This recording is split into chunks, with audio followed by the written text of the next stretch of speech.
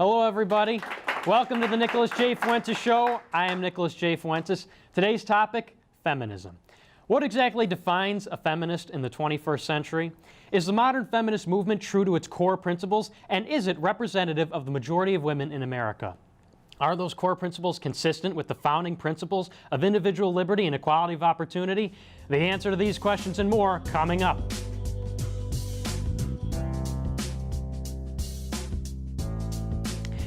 Feminism, Black Lives Matter, social justice, sustainable development, environmentalism, the living wage, universal health care.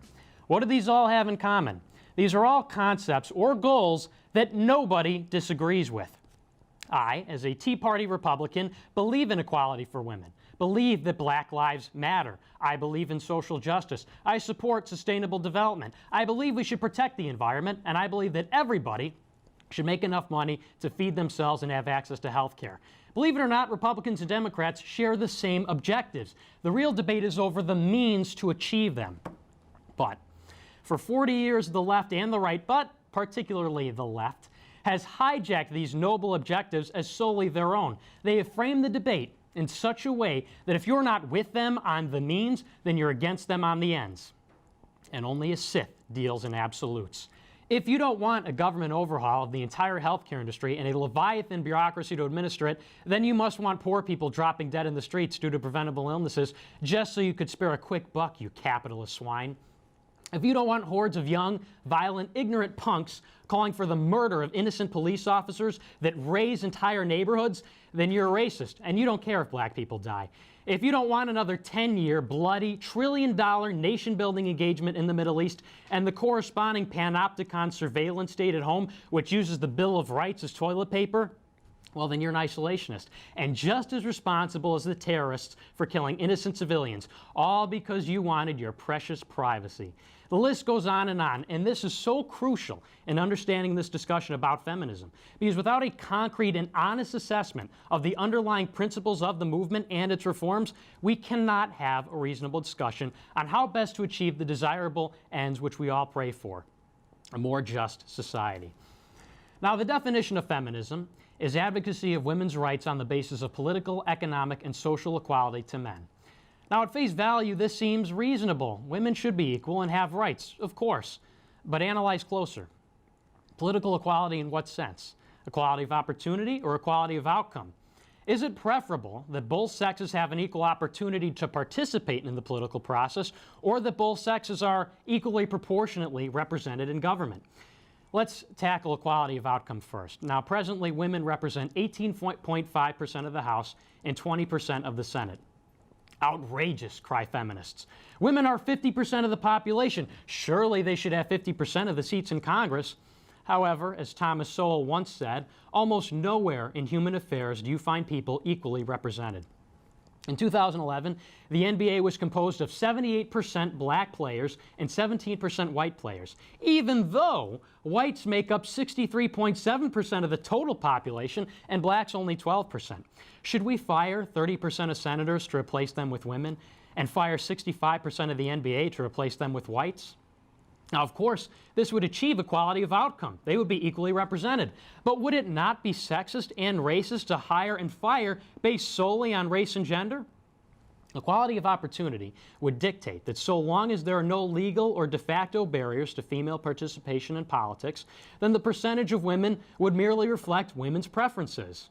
In this scenario, equality is consistent with liberty, and America is united, seeing Congress not as a battlefield for social division, but as the wretched hive of scum and villainy, which it is. Economic equality. Once again, the question becomes equality of opportunity or equality of outcome. One of the most commonly accepted fallacies originates from this debate, the mythical gender wage gap. Now, for almost 40 years, feminists have rallied against a sexist nation which only pays its women 77 cents for every dollar a man makes. Even the phrasing of this nonsensical claim is deliberately misleading. This oversimplification and accompanying outrage implies that somehow women are getting paid less just for being women, as though somewhere every major company gets together to index the rate at which women are paid so that they're only getting 77 cents to the man's dollar.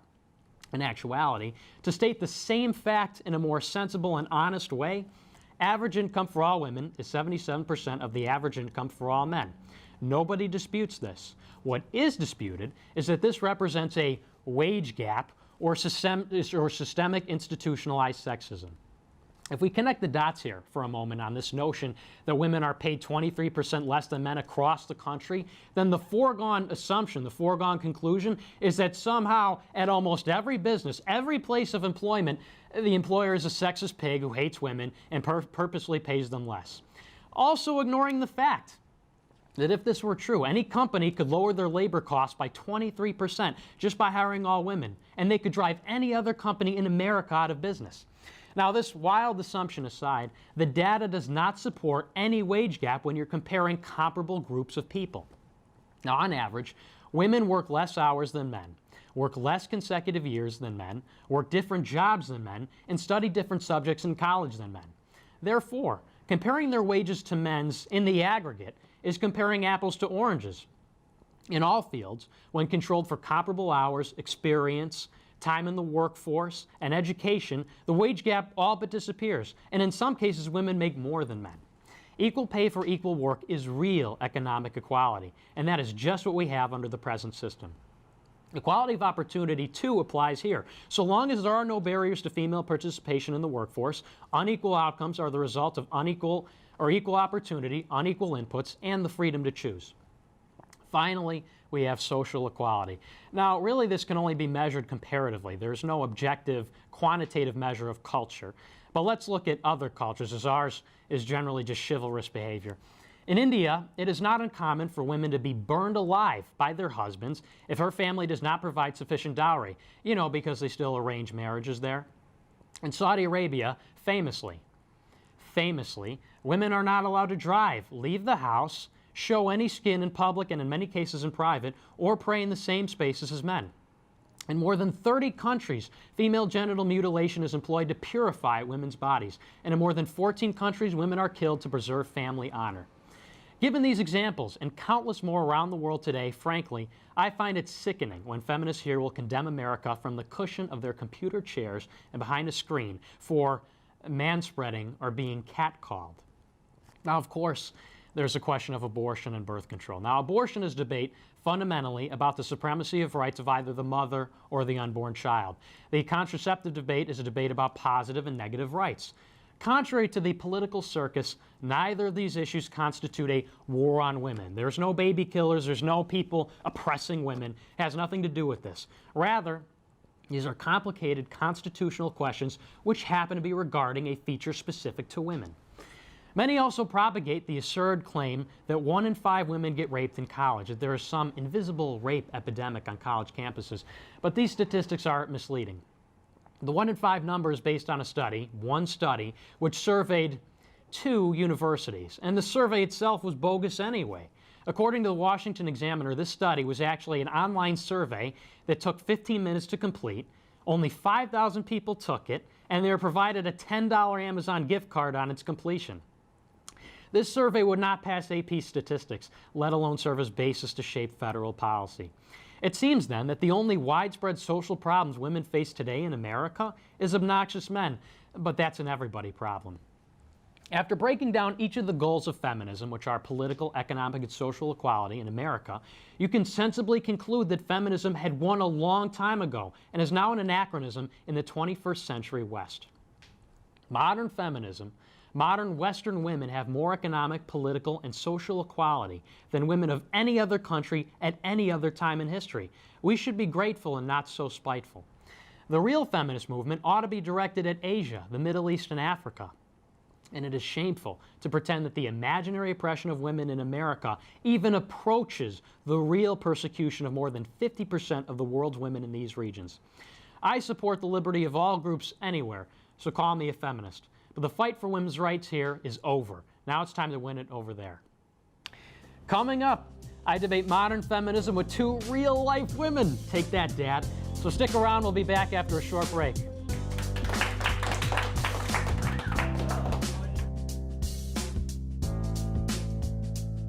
Welcome back.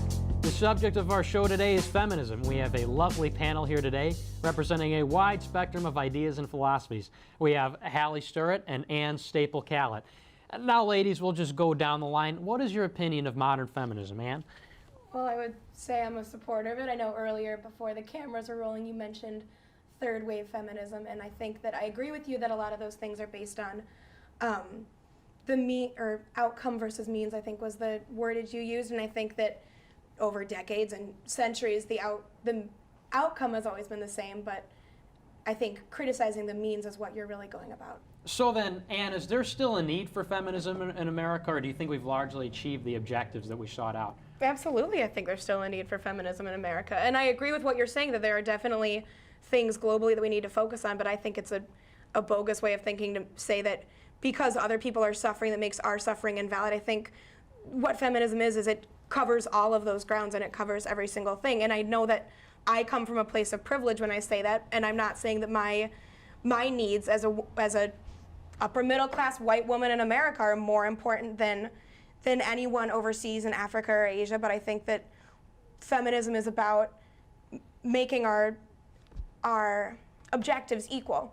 So the things that we need to do over there and the things that we need to help with are equally as important as the things that we still need to deal with in the U.S. Well, what are those things that we still need to deal with? I mean, in Saudi Arabia, they're cutting people's heads off for adultery. And here, I mean, what's the biggest issue that women face?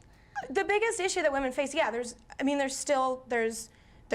higher rates of domestic violence among women. There is higher rates of sexual harassment in the workplace because of women. There is what I think to be an epidemic of sexual assault on college campuses, and I understand that you're citing an obviously bogus, what is that word? Survey. Thank you, studio audience. An obviously bogus survey, but I still think that it's something that needs to be looked at, and I also think that equality within romantic and sexual relationships need to be equal between men and women, which I don't think they are right now. Yeah, I understand that there's not anything near the things that we used to face or the things that other countries are facing, but that doesn't mean that we need to turn a blind eye to it and say we're good enough. I think good enough isn't how we should look at equal rights between men and women. Well, fair enough. And I don't mean to minimize the problems that women face in America. Obviously, there is domestic violence. Obviously, there is sexual assault and harassment. My argument more stems from what is the end game for feminism? I understand that, you're always going to have these problems, and that it is a shame that we live in a world like that, and we are essentially a species like that, but what is the end game? Thomas Sowell refers to the open-ended fallacy. He's an economist. At what point do we achieve total equality or an acceptable level of equality? Well, I don't know. I don't see that there's really an end game that people do have. With this, I mean, there's always going to be issues that people have, and there's not really people don't have an agenda. Whoever started these feminist movements back in the 1800s, they didn't. I wouldn't say they had. I mean, and I don't know that they ever saw it getting as far as they did with all the things that they accomplished. With that being said, there's things in all social issues that people are always going to be pushing for more. So I don't know if there's ever going to be a point where we're satisfied, and that's sort of human nature, that they're always driven to be better and achieve more, and we just see this more and more, how we want more rights for everyone. And I'm not saying that's a bad thing, but I am saying that there is a point where some people are going to realize that enough is enough, and you can't always achieve what you have in your ideal mind. Well, I don't think there is an end objective. Well, I think that we've all agreed, and it's said by every single person always, that we're never going to achieve these things, we're never going to get everything perfect, and I think that's absolutely true. But I also think that that can't stop people from still trying to make a better society, and I think that a perfect society is not going to be achieved in our lifetime or our kids' lifetime or our grandkids' lifetime, but I still think that the point of feminism and the point of fighting racism and the point of pushing for equality, there isn't a specific, on this day, when this happens, we will be done, but it is a continuous effort to make things better for our generation, for the generation that comes next. All right, well, I think that's a fair conclusion to that question. I think we can find some common ground there, that we all agree that we always should be striving for more. I think the difference of opinions here is what constitutes sufficient. Enough. Right, exactly. But I guess that's a good common ground to be at. Now, the second question, of course, is Fact or fiction, the gender wage gap? What are your thoughts?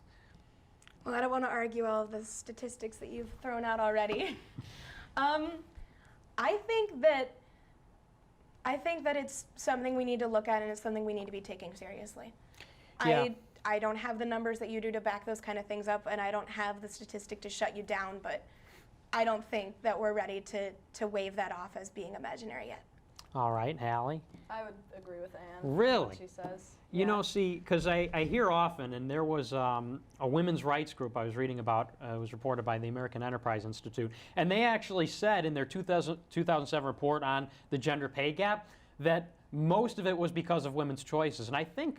What women's choices specifically are you citing there? Well, women's choices for what they want to study in college, what they want to Okay. do as a business, Are you talking family about choices. family choices, so taking care of children? Right, exactly. So I wouldn't say, you see, that's something that I would look at as a woman's choice.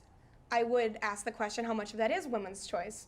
And how much of those things are things that they are expected to do, especially with mothers choosing not to go into the workplace. Is that always their choice? And I'm not saying that there aren't women who make the choice to stay at home, and I'm not saying that that's a bad choice. I completely support that choice to have that be what you dedicate your time to.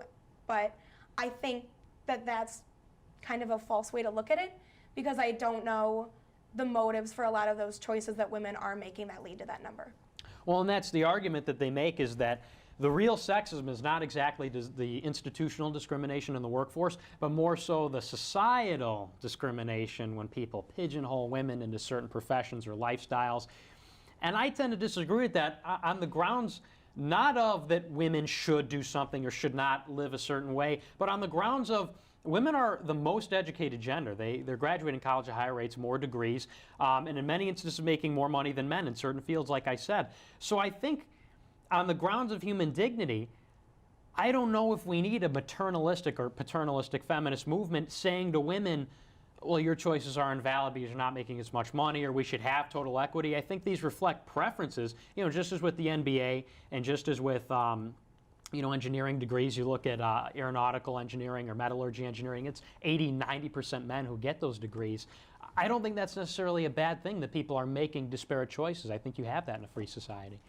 I wouldn't say that I think it's a bad thing that there's making those choices, but the effect of those making the choices is that then becomes the norm of what.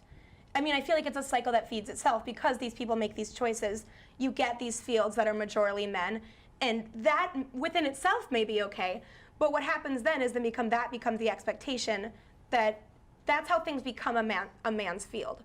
The reason that they're in the men's field isn't the problem, but the reason that they're then expected to be a more masculine field of study, I feel like it fuels itself to make that argument. It becomes a cycle.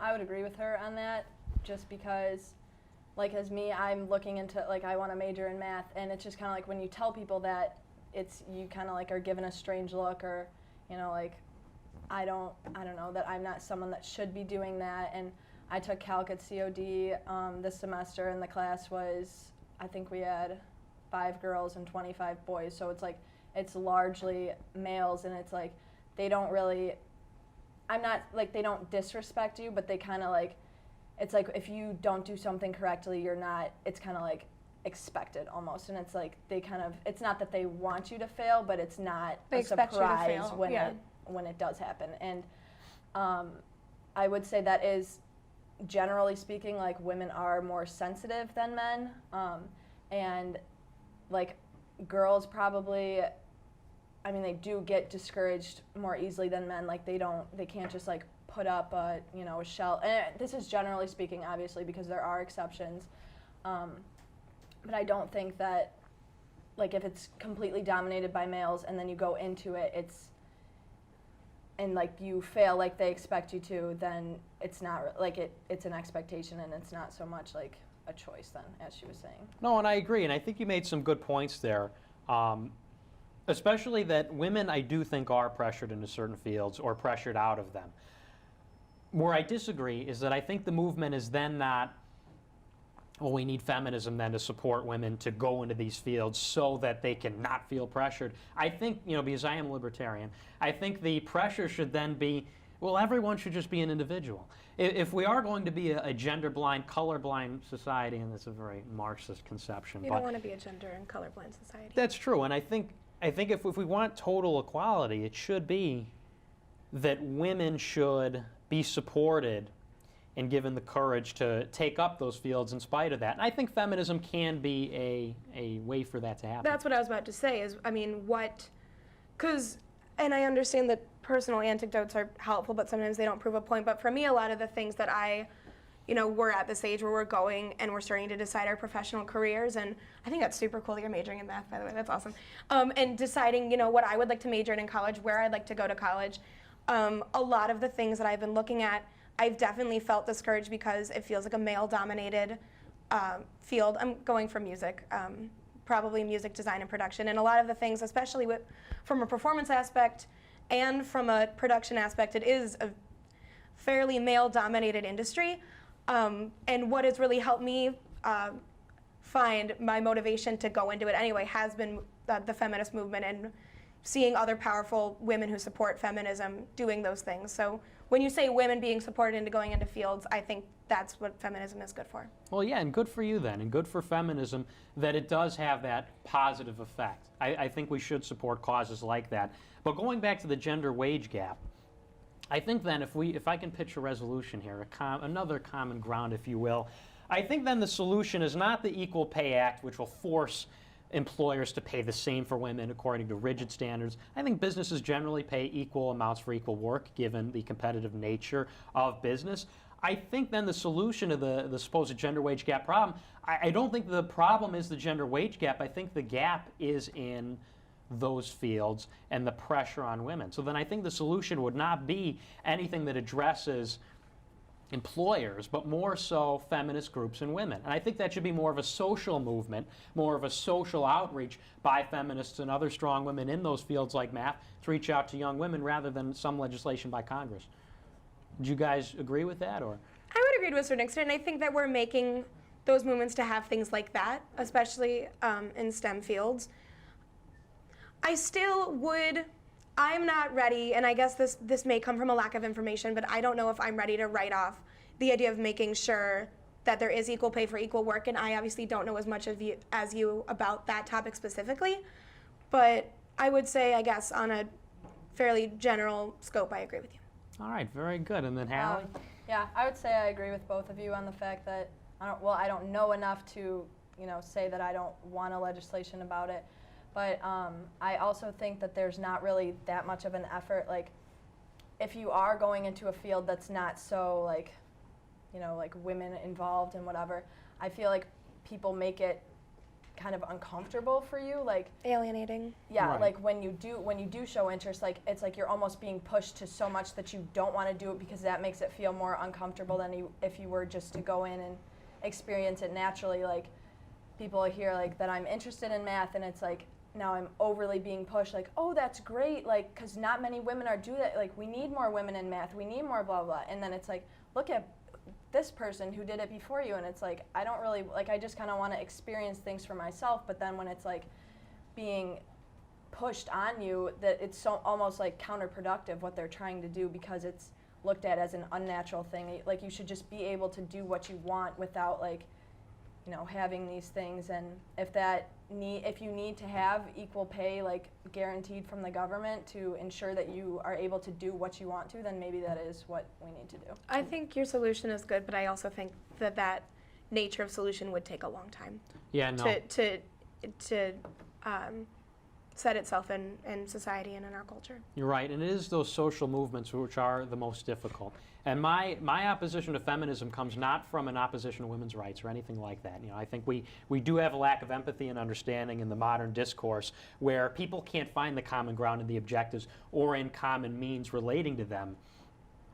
So I think that it is going to take a social movement, and as someone that's for limited government, my problem with feminism comes from government as an expedient, as something, a Band-Aid on a much larger social problem that we've discovered, which is women being pressured, rather than just something that can be legislated away, signed by the president. I would hardly call it a Band-Aid, and more of a means of help, because I agree that I think that these things will mostly be solved. I mean, it's going to take a strong social movement to get these things, but as we just said, it's going to take a long time. And what about now? And as I said earlier, I mean, we are pushing for the next generation, and the reason we're doing these things is so when we have kids and we see each other at our high school reunions, we know that our kids will be having better opportunities than we did.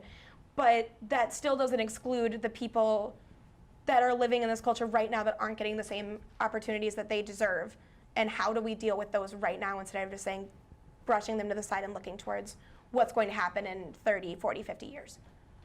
Yeah, and I guess that's true. And I think the biggest difference in opinion with, and this pertains to almost all fields, between the right and the left, specifically an economic analogy is useful between, say, Keynesians and Austrians, maybe not relevant, but it's more short-term solutions. And I think that is important.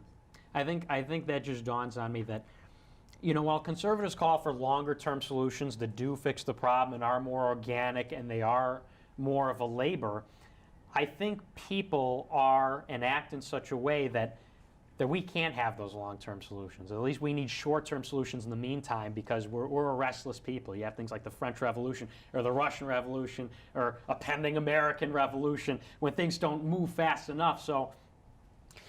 So I think there is room for doubt that it is solely long-term.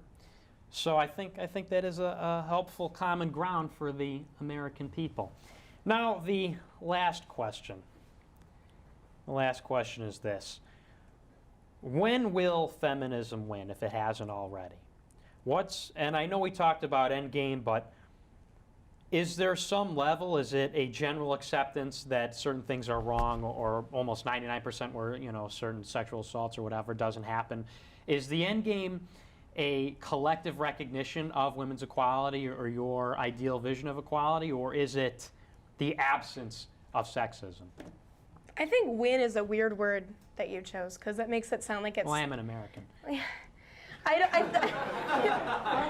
don't think that there's winning or losing in a movement like feminism, or really any social movement. I don't think it works like that, because it's not a war, it's not a battle, it's a movement, and it's about continually pushing forward. So the idea of it winning, I think, is looking at it the wrong way.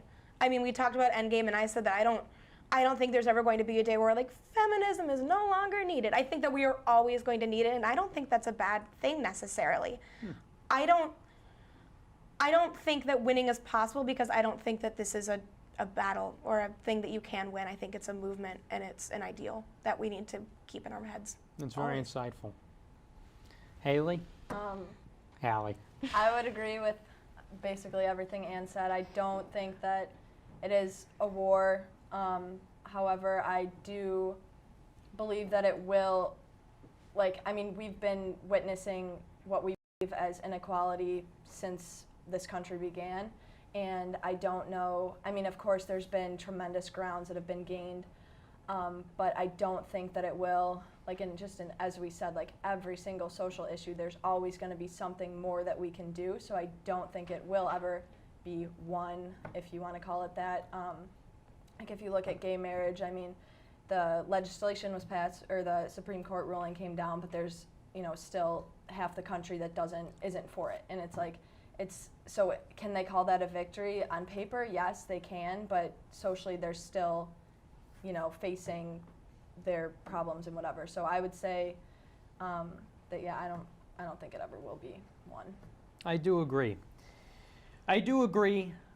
Because, and this is a closing thought, America was founded with civic institutions, with a moral people. The idea that government was limited and could be limited because its people were moral and took care of each other with their own voluntary organizations, like the church, like feminists, the suffragettes, you name it, civic institutions, not government institutions. And I think that's what we need more of in this country, is discourse like this between good, honest Americans looking for real solutions and not grandstanding by corrupt politicians.